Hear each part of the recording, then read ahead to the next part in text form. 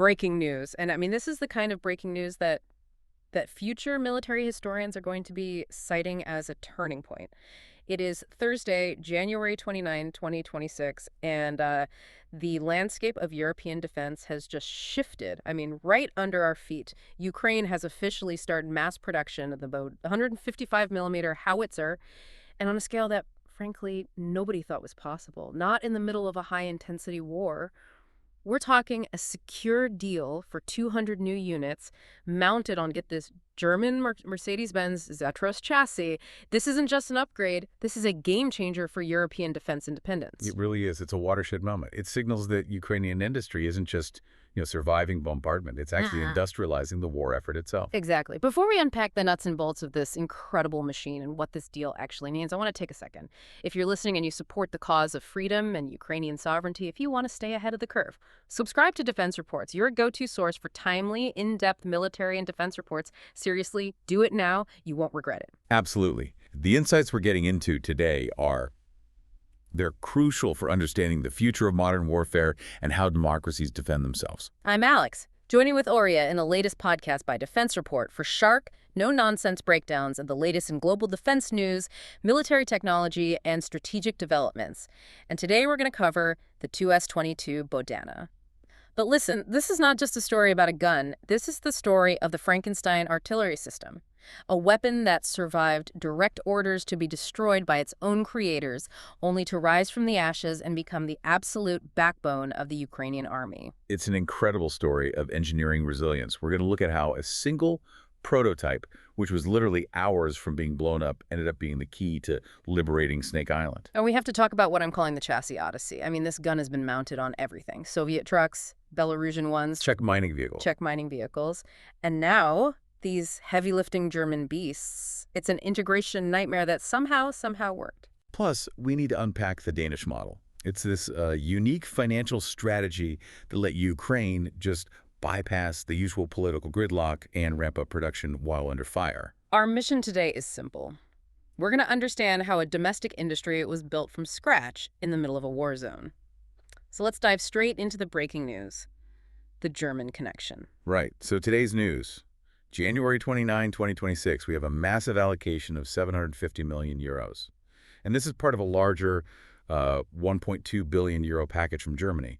But the headline, the thing that matters, is those 200 Bohdana systems. 200, that is a staggering number. Just to give you some context, most Western nations order artillery in batches of what, 12, 18? 200 is an arsenal. But they are switching the platform again, right? We've seen so many trucks, but now it's Mercedes. They are, and this is significant. They're moving to the Mercedes-Benz Zetros chassis. Okay, play devil's advocate for me here. Why the Zetros?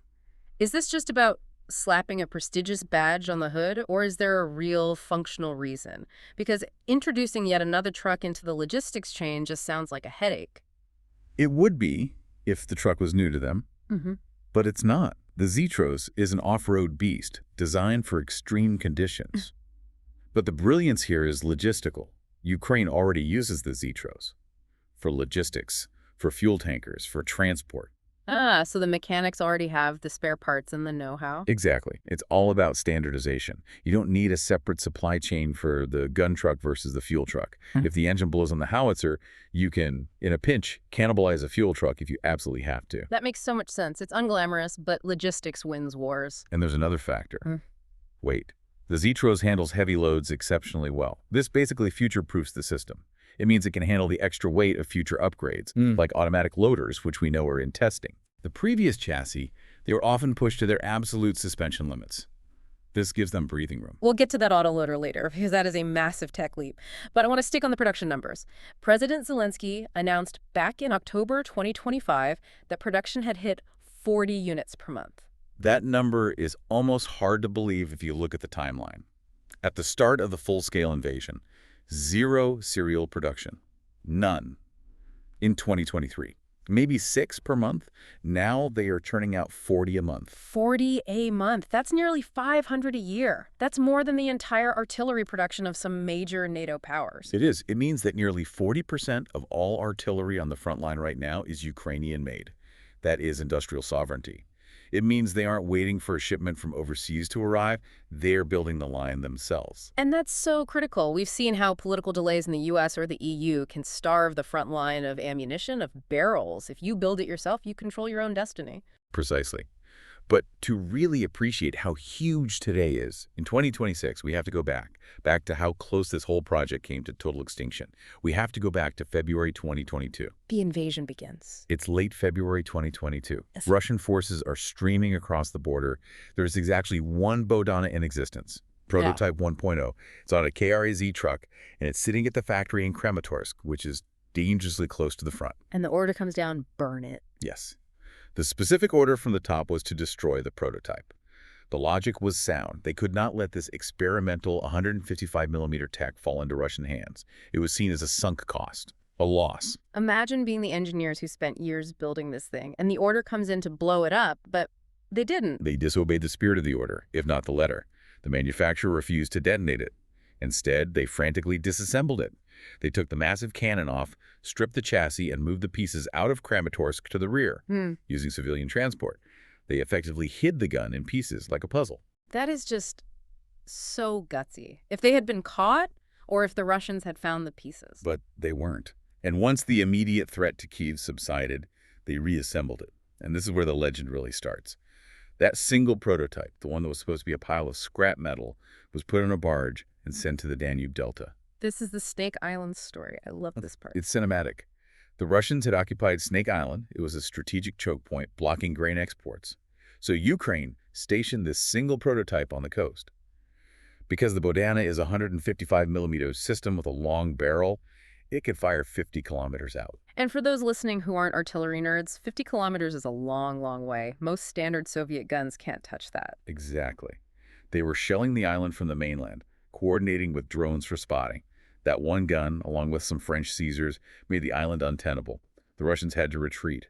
It was a massive morale victory. So that single prototype proved the concept worked before mass production even started. It liberated Ukrainian territory. Talk about a field test. It proved a Ukrainian-made barrel could handle NATO-standard pressure and deliver accuracy at extreme ranges. But there was a huge problem. The gun was great. The truck, not so much. And this brings us to the Frankenstein evolution. We've mentioned the Zetros, but the road to get there was paved with some very weird vehicles. The original was a KRAZ, right? Right. The KRAZ 63221. It was a domestic truck, pride of the Ukrainian auto industry, but the factory went bankrupt. So suddenly you have a working gun, but the vehicle meant to carry it doesn't exist anymore. So what did they do? They improvised. Version 2.0 was mounted on a MAZ 6317. Now this is deeply ironic because the MAZ is a Belarusian chassis. Belarus, the country actively helping the invasion. The very same. It was politically incredibly awkward, but physically the trucks were there. In warehouses, it was an emergency stopgap. Hey, we need wheels, these have wheels kind of decision. Yeah. But obviously not sustainable. No, you can't rely on enemy tech to fight the enemy. Oh. So on to version 3.0. The Tantra 8157. Now this is where it gets really resourceful. Ukraine had these Bravey rocket launchers. Good systems, but they ran out of the specific rockets for them. So you had these high-quality 8x8 Tantra trucks just sitting around with useless rocket pods on the back. So they cannibalized them. Stripped the launchers off and mounted the Bohdana artillery module, recycling at its finest. But you eventually run out of old rocket trucks, too. And that led to version 4.0, which I think is the most fascinating one, the mining trucks. The Tatra 158 Phoenix. These weren't even military trucks. They were civilian mining trucks you could buy commercially. Hold on. A mining truck is designed to haul rocks at, what, 10 miles per hour in a quarry? Can it really handle the recoil of a 155mm howitzer? That was the engineering challenge, right? They have these big PACCAR engines, over 500 horsepower, so they have the grunt. But integrating a weapon system onto a civilian truck requires massive modification, hydraulic stabilizers, armored cabs, new suspension. They made it work. So we've gone from a bankrupt factory truck to an enemy truck to a recycled rocket truck to a mining truck, and now the Mercedes Zetros. Which is version 6.0. And the key takeaway here isn't just that they changed trucks. It's that the core artillery module, the gun, the loading mechanism, the targeting, remained a standalone patent. It proved you can slap this gun on almost any 6x6 or 8x8 truck and it will work. That modularity is genius. It means you aren't bottlenecked by the car manufacturer. If Mercedes can't deliver, they could probably bolt it onto a Volvo or a MAN if they had to. Exactly. It creates resilience. Okay, we can't talk about the system without getting under the hood. The specs on this gun, specifically the barrel, are turning heads for a reason. We keep calling it sniper artillery. Why? It comes down to barrel quality and the electronics. Yeah. First, the hardware. It's a 155 millimeter NATO standard, not the Soviet 152 millimeter. That means it can use all the advanced ammo from the West. It's 52 caliber length. Explain caliber length for the uninitiated. Sure, it's the length of the barrel relative to its width. A 52 caliber barrel is very long. In artillery physics, a longer barrel means you burn more powder behind the shell, giving you more velocity and more range. With standard shells, it hits 40 to 42 kilometers. With rocket-assisted projectiles, REP shells, it hits 60 kilometers. And to compare, the old Soviet stuff the Russians are using typically hits, what? 20, maybe 25 kilometers. So the Bohdana can sit comfortably out of range of Russian guns and just pound them. But the real secret sauce, the thing that has observers shocked, is the durability. We have confirmed reports these barrels are lasting 7,000 to 9,000 rounds. That sounds really high. Is that normal? It is insanely high. For context, a lot of Western systems like the M777 often need barrel replacements after 2, maybe 3,000 rounds of intense firing. So the Ukrainian barrel lasts 3 times as long? It's the metallurgy. The Kramatorsk plant has this legacy of heavy industrial manufacturing nuclear reactor parts, ship turbines. They know how to make steel that handles extreme heat and pressure. They applied that know-how to artillery, and the result is a barrel that just refuses to quit. Incredible. And I saw some recent footage. There's a small box on top of the barrel. You mentioned that's a radar. Yes, that's likely the 112L4. It's a muzzle velocity radar. Break that down. Why do you need a radar looking at your own shell? Okay, so when a shell leaves the barrel, its speed isn't always exactly the same. Gunpowder temperature, barrel wear, humidity, it all changes the exit speed a little bit. This radar measures the exact speed of the shell as it leaves a muzzle. The computer then takes that data and instantly recalculates the elevation for the next shot. So if the first shot was a little slow, the computer aims a tiny bit higher for the second one. Instantly. It creates this feedback loop. Artillerymen on the front claim it rivals the German PZH-2000 in accuracy. And for context, the PZH-2000 is widely seen as the Rolls-Royce of self-propelled guns. Expensive, complex, high-tech. Right. And here is a system built on a mining truck, matching it for first-round impacts. They often hit targets with the second shell. That saves ammunition, which is critical when supplies are tight. And it keeps them alive. Shoot and scoot. Right. Setup time is about 90 seconds. Packup is the same. You fire and leave before enemy radar can calculate where you are and return fire. And if they do get hit, we've seen the Ukrainian armor cabins survive direct hits from Lancet drones. I've seen those photos. The truck looks wrecked, tires blown out, but the armored capsule is intact. And the crew is alive. Concussed, sure, but they live. And often, the gun lives to be repaired. That survivability is key. But building these costs money, and Ukraine's economy has been battered. This brings us to a term I keep hearing. The Danish model. What is it? It's an economic innovation that solved a huge problem. Usually when a country like Denmark wants to help, they buy weapons from their own companies or from America and then ship them to Ukraine. Which takes time, logistics, and the money leaves Ukraine. Exactly. The Danish model flips it. Denmark provides the funding, but the money goes directly to Ukrainian factories to build Ukrainian weapons for the Ukrainian army. So the money stays in the local economy, salaries get paid in Ukraine, taxes go back to the Ukrainian government, and the logistics are, well, they're non-existent because the factory is right there. It's a closed loop, and it's much cheaper. A Bohdana costs about $2.5 to $3 million. A French Caesar or a modern Western howitzer can cost 4, 5, sometimes 6 times that. So for the price of one Western gun, the Danish model lets Ukraine build 3 or 4 Bohdanas. That is just brutal efficiency. And it allows for scaling. Yeah. But even with the money, there was a physical bottleneck. We talked about the trucks earlier. Let me guess. They can make the guns faster than they can import the trucks. Exactly. Ukraine was producing the barrels faster than they could build or import the chassis. You had barrels sitting on the factory floor just waiting for a ride. So what was the fix? The Bohdana, the towed variant. Towed? Like old school, hook it to a truck and drag it. Isn't that a step backward from shoot and scoot? It is technically a step backward in mobility. You can't set up and leave as fast. But they took the high-tech 155 millimeter barrel and mounted it on old Soviet 2A36 Giants and B carriages. Why do that if it's more dangerous for the crew? Because a towed gun firing at the enemy is better than a self-propelled gun waiting for a truck in a factory. It solves the bottleneck. It gets the big guns to the front line immediately. It shows they're prioritizing volume of fire over perfection. That's a grim calculus, but I get it. You fight with what you have. So let's look at where this is going. We mentioned the autoloader earlier. Why is that such a big deal? Currently, the Bohdana uses a semi-automatic rammer. You lift the shell onto a tray, a machine pushes it in, but you handle the powder charge manually. It's physical, exhausting work. And slower. A tired crew fires slower. Right. They are testing a fully automatic loader. You press a button, the machine grabs the shell and the charge and loads it. The goal is 8 to 10 rounds per minute. That is rapid fire. It allows for something called MRSI missions, multiple round simultaneous impact. I love this concept. Explain how that works. Basically, the gun computer calculates different trajectories. It fires the first shell at a very high arc, so it spends a long time in the air. Then it lowers the barrel and fires the second shell at a medium arc.